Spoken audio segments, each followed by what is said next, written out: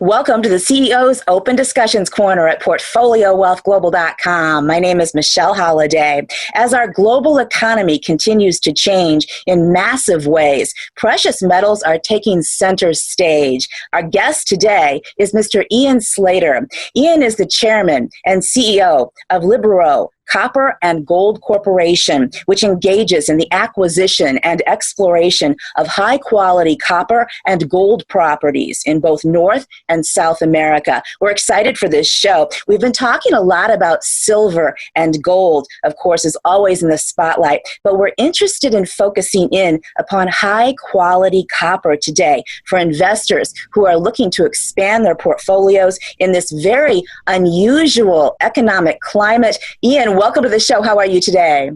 Hey, thank you. I'm great. Oh, it is wonderful to have you here. We want to start off with the big picture, though, of the economic and global economy, because you have been in the markets for decades, and the coronavirus is the first ever event where the world's largest economies are, by law, forced to shut down. It's incredible, Ian. How disruptive has this been on a worldwide basis? Because this health event has morphed into a massive economic event with every global financial market being affected and average businesses also around the world. What is your perspective on this?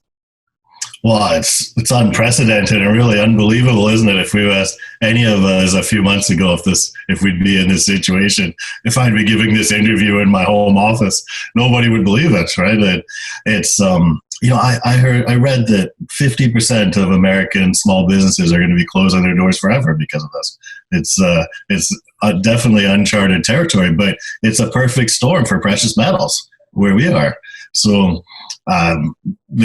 it is just everything right now in the world is perfect for the exact reason why you want to hold gold, and then gold producers and gold explorers, where you have much more of a leverage to the gold price. Right. Now, Ian, turning to the price of gold right now, it's been skyrocketing as a result of this economic uncertainty and the unknowable future impact of both fiscal credit and the printing of trillions of dollars. It looks like it will be at all-time highs, and Barrick Gold is actually the best performing S&P 500 this year. Is gold the place to be right now? What are your thoughts? Oh, exactly. It'll start with companies like Barrick, and then it'll go down to smaller companies like Libero, and that's like I said, that's where you can get the leverage, right? Where you have a small company like now, where we only have a 10 million market cap, but easily that could be 100 million market cap with a discovery hole. So it's exactly how you play gold in a scenario like this. Ian, looking at it from the other side, there is going to be so much money in the hands of CEOs and of governments to implement giant and fantastic infrastructure plans here at home, simply because of the fact that so many dollars have been printed. The opportunities to reestablish and bring back manufacturing from China to our own country once again could be enormous. And these are going to mean huge construction projects that will require massive amounts of base metals, particularly copper. From your perspective, will this be a kind of resource boom? Oh, absolutely. We were already going into a bull market for resources, and especially copper, before the virus hit. And it's only going to get better because of that, because there'll be massive government stimulus coming out of this. Infrastructure projects, they all need copper. Electrification of the world needs copper.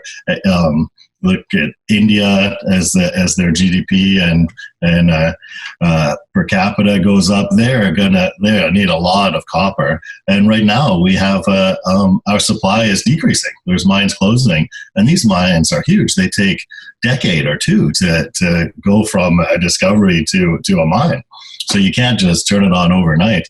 And for a company like ours, where we have 12 billion pounds of copper already, it's a perfect place for us to be. Turning now to your company, you are chairman and CEO of a small cap company called 000Ounce Copper and Gold Corporation, which is in its very early stages and with the right management has huge potential. So to lay the groundwork for everyone, I want to start off with the company's management team, starting with yourself, because this is an extraordinary group of people that have come together to bring this company into life. So please talk about your own background and then your management team. Sure. Well, it's a young company, actually. We only put the team together a couple of years ago, and the vision was to acquire large porphyry projects without fatal flaws in the downturn, and then de-risk them to sell them to majors as we go into this I think is going to be a decade-long big resource boom. So we're acquiring as many assets as possible to going into that boom. The team we put together technically are amazing. So Rob Pease is, he was head of global projects at Placer Dome, a really world famous geologist. He's on our board and head of our technical committee. And he did exactly what we're doing. When he left Placer, he took the Mount Milligan project into a company called Terrain and sold it to a major. And then my business partner, Leo Hathaway, who's our VP Exploration, he was the VP Exploration, or still is, for all of the Ross Beaty's Lumina companies. And they did exactly this in the last cycle, where they acquired these large porphyry projects and de-risked them and sold them to majors. So we have, from a technical perspective, we really have the right guys who have done exactly this and 5 times in the last decade. I know that 000Ounce Copper and Gold Corporation is based out of Vancouver, Canada, right? Right. What are your tickers and where do you trade? Well, in the US, it's LBCMF, and in Canada, it's LBC. Okay, let's go in depth now into the company itself. How old is the company? Where does the company currently operate and currently own projects? And talk to us about your business model. Give us a big picture of running a copper and gold company. Sure. Well, the big picture model is to acquire large porphyry projects that had been drilled in the past, but for some reason they hadn't been built. Like perhaps there was a war, or they were sitting on the shelf with a major and didn't move up their pipeline, but didn't have fatal flaws, which is really important. There's no point buying all of these pounds of copper in the ground if you can never build them, right? So far we've acquired 3 of them in Colombia, the US, and Canada. And 12 billion pounds of copper overall. The one in Colombia had a feasibility study done on it in the 1980s, but then there was a civil war, so it couldn't be built, but it's safe to work there now. And I've actually been working in Colombia for the last 10 years, so I've permitted and built a mine there. I know how to deal with the local communities, so we have that side of it covered. And then in the US, we're in Colorado, in the southern part of the state, near existing large mines. And then in Canada, we're in British Columbia, in the Golden Triangle, which is globally a really hot place right now. We have Newcrest just bought Red Chris from Imperial, which is very close to us, and very similar rocks. And then just south of us is Galore, which is owned by Teck and Newmont. So we're definitely in the right area for making large discoveries. And the project has some of the highest grade gold and copper in surface rocks in the entire region, and it has never been drilled, and we're going to drill it next month. How important is it to be in the proximity of very large mining companies? Because you just mentioned some giants right there. Yeah, well, you want to be in the right rocks, right? So that's the key. And there's a belt that goes right through there that where a lot of the largest mines are in British Columbia, and that's the rocks where you want to be. Now, Ian, I want to talk about your price right now, because I understand it's the lowest it's ever been. A great opportunity out there.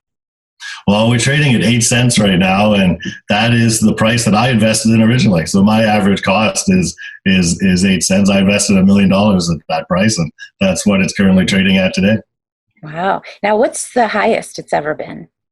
About 25 cents. When we announced the discovery in channel samples at Big Red last September, it really took off, and everyone was excited about it. We had 8 majors call us because of that press release, just with surface samples, and 2 of them actually flew to site. They rented helicopters and flew up there to see the rocks. So everybody's very excited about the drilling that we're going to do this summer at the project. I mean, it'll be the first time it's been drilled.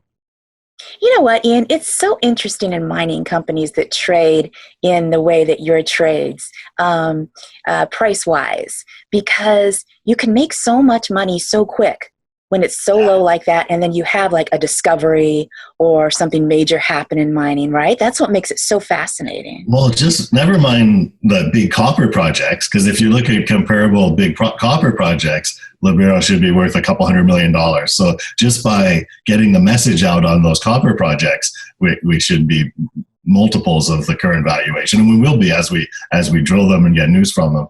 But with the Canadian one, there's a company next door to us called GT Gold, and they had a similar project, and that did a grassroots discovery, right? So just a discovery drill hole. A couple of years ago, market cap went up to $100 million just from that one discovery drill hole. So it's very similar rocks and very similar to what we're going to be doing next month. Now, if you're trading at 8 cents right now, where should you be? Well, I think if you're comparing it to our large copper projects like Makoa in Colombia to similar projects in neighboring countries, they have market caps of 1 to 200 million. So say if it's 100 million, that would be 10 times our current price, right? Just for one of our projects. Right. So $1, not 8 cents. And same with if we made a discovery in the summer with drilling Big Red. So we have a few chances at it. And then when we talk about risk, so often with these junior companies, if they're exploration projects, there is risk, right? Because grassroots exploration is a risky business. But with us, on top of the grassroots exploration, we already have 2 large copper projects that we own 100% of Makoa. So we know that this is worth 100 million with, when there's no exploration risk on it, it's already drilled out. Right. Just wanted to mention that for any of our investors out there that you're trading at 8 cents. However, you are very low valued compared to what you actually own right now, and you're just getting started. Yeah, exactly. Now, Ian, talk to us about copper, because most investors right now are really looking into precious metals because of the economic impact of what's going on right now. But most of them are pretty familiar with gold and silver companies. Talk to us about the attributes of copper, where it's going in the future. And you just mentioned a tremendous number in 12 billion, did you say? Go into that just a little bit. What does that mean? It sounds very, very large. Is that on scale a medium for a small cap company? You know what I mean? Yeah, it's really unbelievable how big resources we have so far for a brand new company. So our Makoa project in Colombia is already 700 million tons, and it's almost just under that. And then Tomichi in Colorado is just over 700 million tons. So these are very, very large projects, and they're still open for more drilling. So we can still expand that tonnage. So within those 2 projects, we have the 12 billion pounds of copper already drilled out into technical reports. Let's go into copper a little bit. What is it used for? And as we just mentioned a few moments ago, there is looking like there's going to be a tremendous amount of infrastructure that's going to be built after this all settles, which is possibly one of the only bright sides we're looking at for anybody. But for investors, this is an incredible thing to look at because copper is used a lot in infrastructure. And I really want you to go into the details of the future of copper after this. Well, I thought we were just about to get into a bull market for copper, like months away from it when the virus struck. But having that being delayed by a few months until we have that infrastructure spending is it's only going to make it larger, I think, when it actually comes, and it's going to come shortly. To do anything, any kind of infrastructure project, any kind of electrification uses an immense amount of copper. Any kind of green energy is copper. Electric cars far more copper than in its regular cars, and then you have to build the infrastructure to get the electricity to the cars. So it's and this is happening all around the world, right? And there is no product that you can use instead of copper. Oh, it really is the battle mineral. When people have gotten excited in the past about lithium or cobalt or nickel, but really the biggest ingredient of all these batteries is copper. oh, that's really interesting. I didn't realize that. Yeah.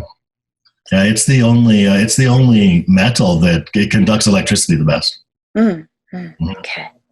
All right. It's a really interesting phenomenon. I just had Jim Rogers on, and an amazing. I'm in good company. Yes. I asked him what was one of the most important things to realize when he invests. He said that he made a lot of money during downtimes. And I asked him how he did it. And he said, Michelle, you have to look at the perspective of when disasters happen, where is investment needed? And therefore, hand in hand, where will investment make money? And so what we're looking at right now is the fact that we've been printing trillions of dollars, Ian. So this money is definitely going to be coming back home to the United States after this is said and done. And hopefully we're looking like a lot of our manufacturing will too, because we simply won't be able to get it. We have supply sources supply chains that have been interrupted and so on and so forth. So I want you to talk to us about where investors, the perspective they should take in terms of copper, because everybody knows much about silver and gold, but copper is sort of an alien animal to everyone still. And it's a good point you said about bringing everything home, because I think the next generation of copper mines are actually going to be in the U.S. or close allies like Canada and Colombia. But that there will be a push towards that to have security of supply. Right. That's exactly true. And you know what? Another use of copper that's really applicable to our current situation is, it kills bacteria and viruses. So before, 100 years ago, you would have brass doorknobs, and there was a reason for it, because that copper killed the viruses and the bacteria, and you'd have copper everywhere in hospitals.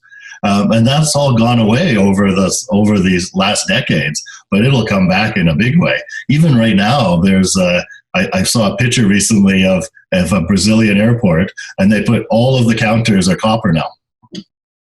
Wow. Yeah.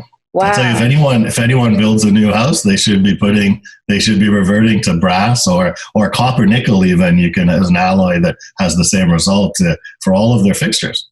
Well, it's really an industrial metal, and they call it Dr. Copper because it always takes off when the world's economy takes off and infrastructure takes off, which is definitely going to happen after stimulus. Right, after stimulus. So this is an extraordinary company to keep an eye on. It's in its baby stages, right? Yes, it is, yeah.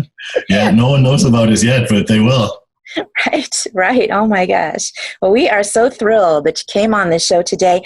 And I want you to tell everyone where they can go to learn more about your company. Please mention your website and your tickers one more time.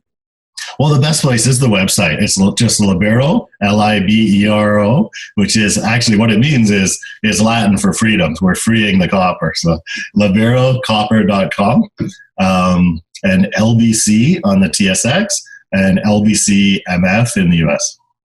So exciting. Thank you so much for coming on this show today. Thank you. Mr. Ian Slater, Chairman and CEO of Libero Copper and Gold Corporation. For the CEO's Open Discussions Corner, I'm Michelle Holliday at PortfolioWealthGlobal.com.